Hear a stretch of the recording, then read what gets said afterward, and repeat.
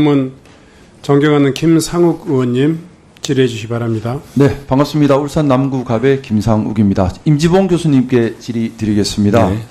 헌법 57조는 국회는 이 정부의 동의 없이 정부가 제출한 지출 예산 각항의 금액을 증가하거나 새 비목을 설치할 수 없다 이렇게 적시하고 있습니다.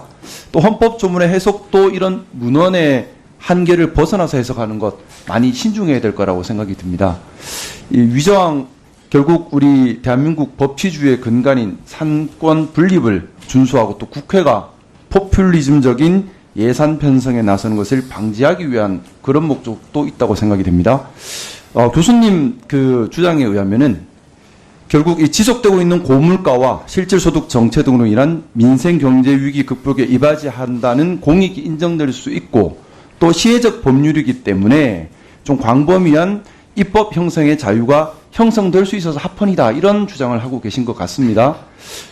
그렇다 그러면 이런 헌법문헌에 반하는 해석을 할 때는 신중하게 하셔야 될 것 같고 그렇다면 이 주장한 두 가지 이유가 명확하지 않는다면은 함부로 정당화될 수 없는 논리다 이런 생각이 드는데요. 아니 이 법안이 지금 전 질의가 아직 안 끝났습니다. 57조에 어떻게 어긋난다는 제가 거죠? 질의가 아직 안 끝났습니다. 예, 그래서 그 두 가지에 관해서 첫 번째 이제 발행 비용까지 합한다면 20조 원 가까운 재원이 소모되고요. 또 재원은 이 국가 채무를 늘리거나 조세를 더 걷어야 하는 건데 그렇다 그러면 국민들에게 새로운 의무를 부과하는 법률로 해석될 수도 있을 것 같습니다. 그렇다면 이것이 과연 시혜적 법률인가 교수님 주장처럼 저는 시혜적 법률이라기보다는 결국 재원을 마련해야 되기 때문에 새로운 의무를 부과하는 법률이다 이렇게 좀 해석이 되거든요. 이 부분에 대한 생각. 또 하나는 지금 저희 경제학 교수님들 간에도 갑론들박이 많은데 과연 이 공익이 있는 것인가 없는 것인가가 불분명한 상황으로 보입니다.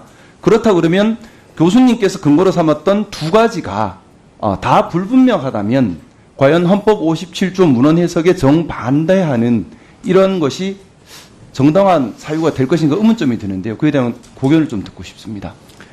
예, 헌법 57조가 지금 정부의 동의 없이 정부가 제출한 지출 예산 각항의 금액을 증액하거나 새 비목 설치할 수 없다. 새 비목을 만들 수 없다고 되어 있습니다. 라고 한 것은 주로 이제 본예산에 대한 거고 지금 우리가 이 법을 통해서 이루고자 하는 것은 추가 경정 예산을 통해서 이 입법 목적을 달성하고자 하는 것이기 때문에 57조와 직접 연결되는 사안은 저는 아니라고 보고요.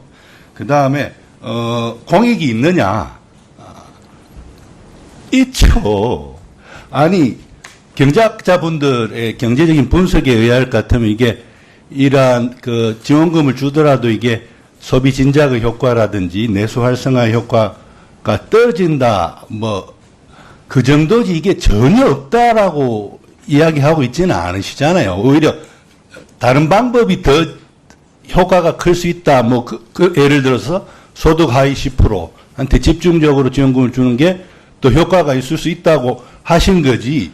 이러한 내수 진작을 위한 법 자체가 그러한 내수 진작의 공익적인 효과는 전혀 없다고 말씀하시는 건 저는 아니라고 생각하기 때문에 이게 충분한 이제 내수 진작 경제 활성화의 공익이 있기 때문에 처분적 법률이라도 복지국가의 복지정책의 일환으로서 이게 가능한 것이고 위헌이 아니다라고 말씀을 드린 겁니다. 그 다음에 시혜적 법률이냐? 이 시혜적 법률 맞죠? 전 국민 상대로 25만 원에서 35만 원 범위 안에서 지금 지원금을 주는 건데 그게 어떻게 시혜적 법률이 아닐 수 있어요? 국민이 세금을 부담하니까 세금 의무를 지니까 시혜적 법률이 아니라고요? 본질은 시혜적 법률인 겁니다. 모든 시혜적 법률이 그러면 의원님 말씀대로면 다 시혜적 법률이 아니게요?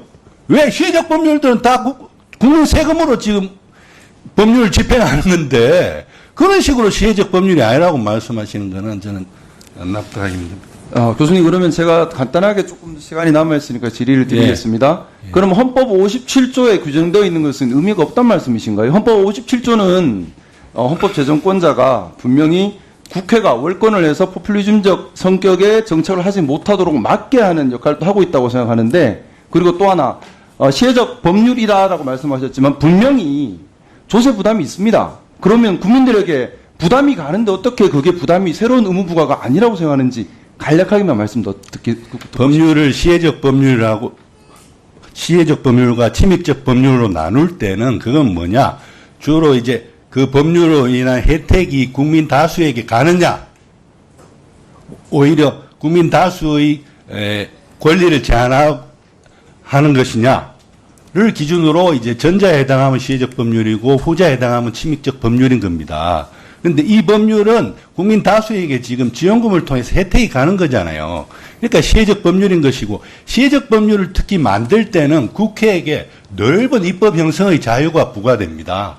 구체적인 내용은 국민의 선거로 뽑힌 여러분들이 얼마든지 자유롭게 만드실 수 있는 거예요. 그거 25만 원을 줘도 되고 35만 원을 줘도 되고 여러분들이 생각하기에 합당하다고 하는 숫자를 밝히시면 되는 거고, 아까 25만이라고 그래가지고 네. 지금 뭐 야당 대표의 공약이라서 안 된다고 하시는데, 그러면 액수를 바꾸세요. 여기 위원회에서 35만 원으로 바꾸시던가. 예? 뭐 자, 뭐라도 조금 네. 이 경제를 활성화하기 위한 정책을 만드셔야지. 그냥 네. 가만히 있고 이 정책을 만든 거에 대해서 이거는 이래서 안 되고 저건 저래서 안 되고 예, 자꾸 충분히 그렇게 하시는 건 좀 네네 불만입니다. 진술인 충분히 말씀하셨으니까요. 이 정도로 하겠습니다.